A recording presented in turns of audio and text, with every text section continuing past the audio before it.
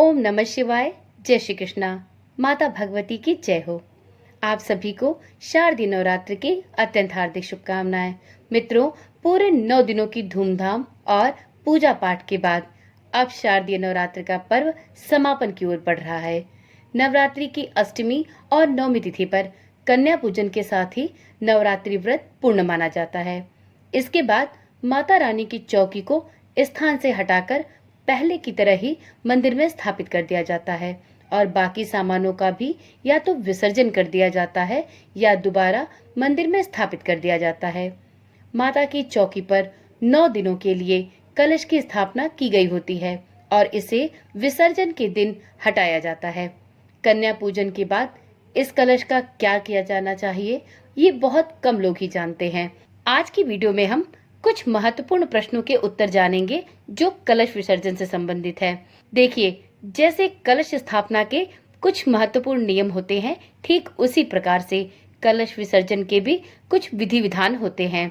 यदि आपने कलश की स्थापना संपूर्ण विधि विधान से की, परंतु आपने कलश विसर्जन की प्रक्रिया सही प्रकार से नहीं की, तो आपका संपूर्ण नवरात्र का व्रत और पूजा निष्फल हो जाते हैं। इसलिए जिस तरह से आपने 9 दिनों की पूजा अच्छे प्रकार से की है, उसी तरह से आपको कलश विसर्जन भी बहुत ही सावधानी पूर्वक और संपूर्ण विधि विधान के साथ करना चाहिए। सभी नियमों को अच्छी तरह से समझकर और उसके बाद ही कलश विसर्जन करना चाहिए। आज की वीडियो बहुत ही महत्वपूर्ण है। आज की वीडियो में हम कलश विसर्जन से संबंधित ढेर सारे सवालों के जवाब लेकर आए हैं। जैसे नवरात्रि में कलश विसर्जन कैसे करें, कलश विसर्जन नवमी के दिन करें या दशमी के दिन, कलश विसर्जन के बाद नारियल का क्या करें, कलश को कैसे उठाया जाए, नवरात्रि के बाद कलश के नीचे रखे ज्वारे का क्या करें, कलश के नीचे रखे चावलों का क्या करें, कलश पर जो नारियल रखा था उस नारियल का विसर्जन किस प्रकार से किया जाए, कलश हटाने की सही प्रक्रिया और विधि क्या होती है, क्या कलश पर रखे नारियल को खाया जा सकता है, कलश के अंदर डाले अक्षत, पुष्प, हल्दी की गांठ, सिक्के, इन सभी चीजों का क्या करना चाहिए। अखंड ज्योति से संबंधित भी कुछ प्रश्न हैं जिनका उत्तर हम इस वीडियो में जानेंगे। कलश विसर्जन के समय कौन से मंत्र बोलना फलदायी होता है। तो इस प्रकार से कलश विसर्जन से संबंधित अनेकों प्रश्न हैं जिसका जवाब आपको इस वीडियो के माध्यम से प्राप्त होगा। तो वीडियो में बने रहें, इस वीडियो को पूरा देखें और अच्छे से समझें कि कलश विसर्जन के कौन कौन से नियम होते हैं जिनको ध्यान में रखकर नवरात्रि के अंतिम दिन कलश विसर्जन करना चाहिए, जिससे हमें हमारे 9 दिन की पूजा का फल प्राप्त हो सके। सबसे पहला प्रश्न है कि कलश विसर्जन की प्रक्रिया किस प्रकार से की जाती है। तो देखिए मित्रों, नवरात्रि के पहले दिन घट स्थापना यानी कलश की स्थापना की जाती है। इसके बिना नवरात्रि अधूरी होती है। पूरे 9 दिनों की पूजा के बाद जब कन्या पूजन के साथ पर्व समाप्ति की ओर बढ़ता है, तब इस कलश को भी चौकी से हटाया जाता है। इसके लिए सबसे पहले कलश के ऊपर रखे हुए नारियल और चुनरी को हटाकर अलग रख ले। जो चीजें विसर्जित करने वाली हैं उन्हें अलग रखें और जिन चीजों को आपको वापस से अपने मंदिर में रखना है उन्हें अलग कर लें। इसके बाद दशमी के दिन किसी स्वच्छ जल में इसे प्रवाहित कर दे। हमेशा ध्यान रखें कि कलश का विसर्जन कन्या पूजन के बाद ही करें। अगला प्रश्न है, कलश पर रखे नारियल का क्या करें। तो मित्रों, नवरात्रि की पूजा समाप्त होने के बाद कलश पर रखे नारियल को आप प्रसाद स्वरूप किसी लाल कपड़े में बांधकर अपनी तिजोरी या अपने मंदिर में रख सकते हैं। इसके अलावा आप इसे जल में भी प्रवाहित कर सकते हैं। कुछ लोग इस नारियल को लाल कपड़े में बांधकर घर के मुख्य दरवाजे पर भी लगाते हैं। इससे घर में नकारात्मक ऊर्जा का प्रवेश नहीं होता है।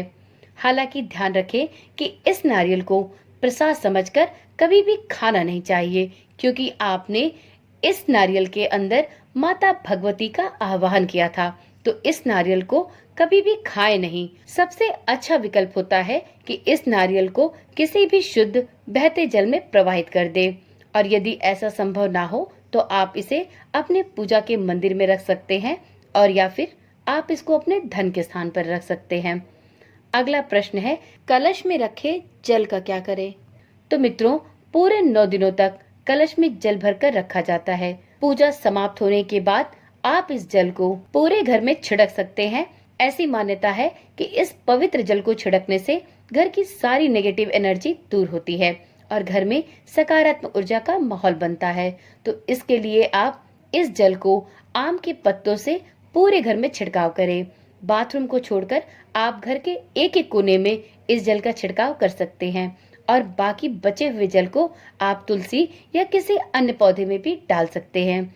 इस बात का ध्यान रखें कि किसी भी सूरत में इस जल को किसी गंदी जगह पर ना गिरने दें।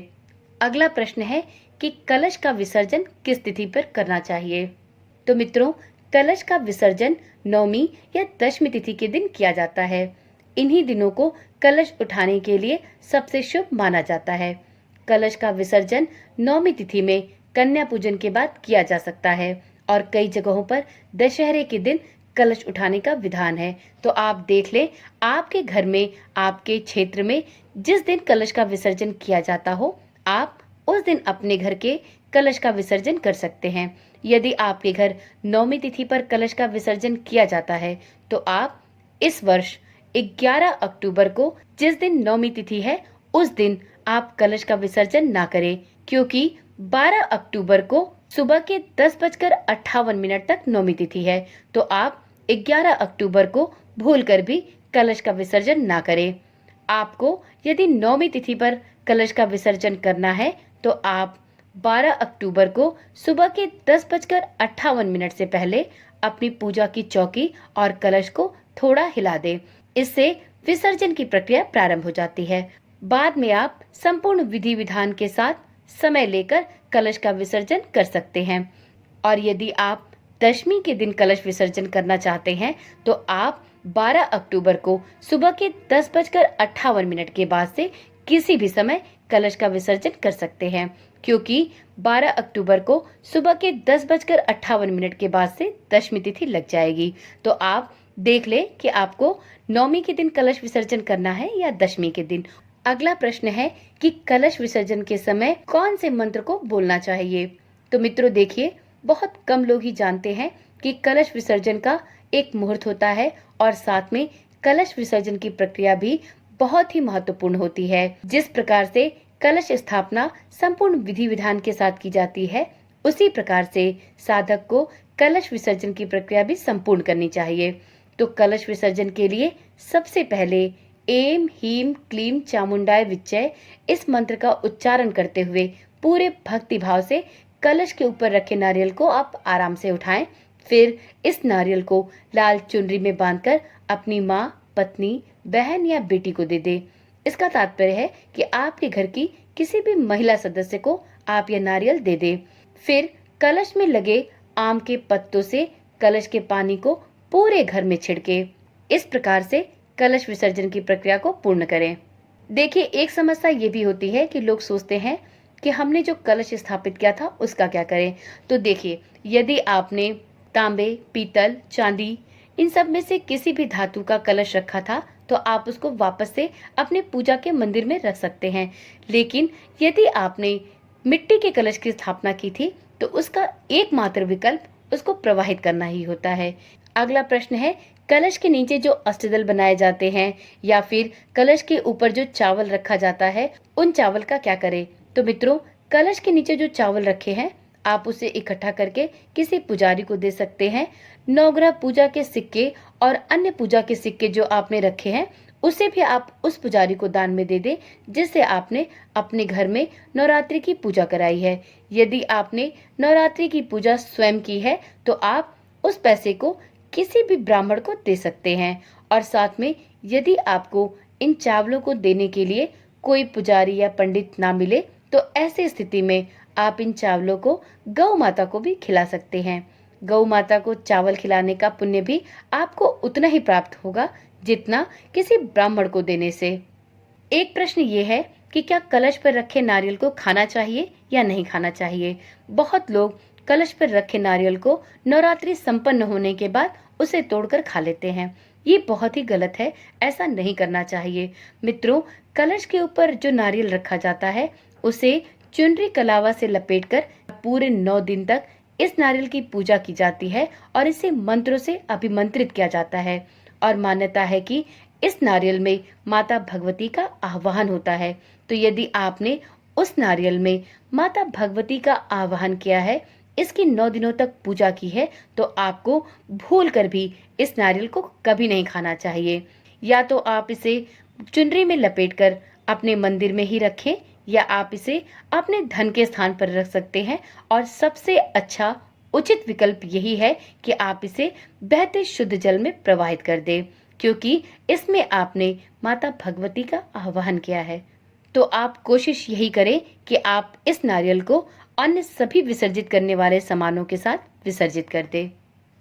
एक प्रश्न ये भी होता है कि कलश विसर्जन में कलश को कैसे हटाना चाहिए, इसकी क्या प्रक्रिया होती है, इसके क्या नियम और विधि हैं।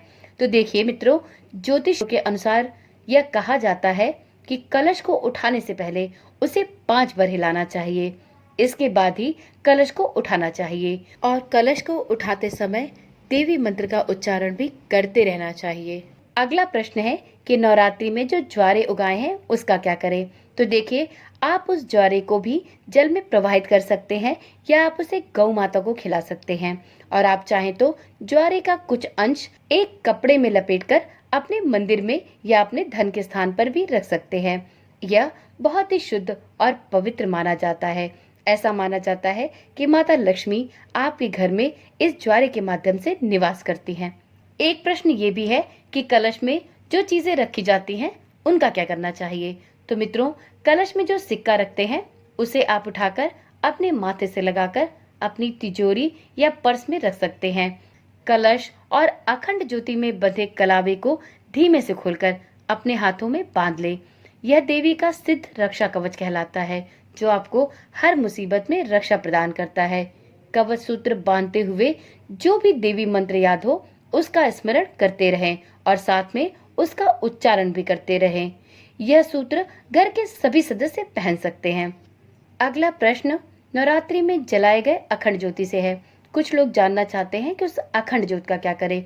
तो मित्रों, यदि आपने अष्टमी या नवमी तिथि को व्रत का पारण किया है तो आपको अखंड ज्योति को विजयदशमी के पूजन तक प्रज्वलित रखना चाहिए, क्योंकि धार्मिक मान्यताओं के अनुसार विजयदशमी को भगवान राम ने अपराजिता देवी का पूजन किया था। तो यदि जल सके तो आपको दशमी के शाम तक अपने अखंड ज्योत को प्रज्वलित रखना चाहिए और अखंड ज्योति को आपको खुद नहीं बुझाना चाहिए। यदि आपने कलश विसर्जन कर दिया है, सभी चीजें हटा दी हैं और आपकी अखंड ज्योति अभी भी जल रही है, तो आप इसको जबरदस्ती ना बुझाएं। इस अखंड ज्योत को तब तक जलने दें जब तक यह स्वतः ही नहीं बुझ जाता, और जब यह दीपक स्वतः ही बुझ जाए और इसकी बाती बची रह जाए तो आप उसे भी बहते शुद्ध जल में प्रवाहित कर दें। तो भक्तगणों, उम्मीद करती हूँ कि कलश विसर्जन से संबंधित सभी नियम विधियों की जानकारी आपको अच्छी तरह से हो गई होगी। इस वीडियो के माध्यम से आपके कलश विसर्जन से संबंधित सभी प्रश्नों के जवाब आपको मिल गए होंगे। यदि आप अष्टमी या नवमी तिथि पर व्रत का पारण इस विधि से करते हैं, कलश विसर्जन के सभी नियमों का पालन पूरी सावधानी से करते हैं, तो आपको इन 9 दिनों के व्रत का संपूर्ण फल माता भगवती अवश्य प्रदान करेंगी। तो चलिए आज की वीडियो यहीं पर समाप्त करते हैं। यदि कलश विसर्जन से संबंधित अभी भी कोई प्रश्न आपके दिल दिमाग में हो तो आप उसे पूछ सकते हैं। तो चलिए कल मिलते हैं एक और जानकारी वाली वीडियो के साथ। यदि चैनल पर आप पहली बार आए हैं तो इसी प्रकार की जानकारी वाली वीडियोस देखने के लिए चैनल के साथ बने रहें। चैनल को अभी ही सब्सक्राइब कर ले और नोटिफिकेशन बेल को भी जरूर ऑन कर ले। ओम नमः शिवाय। जय श्री कृष्णा। राधे राधे।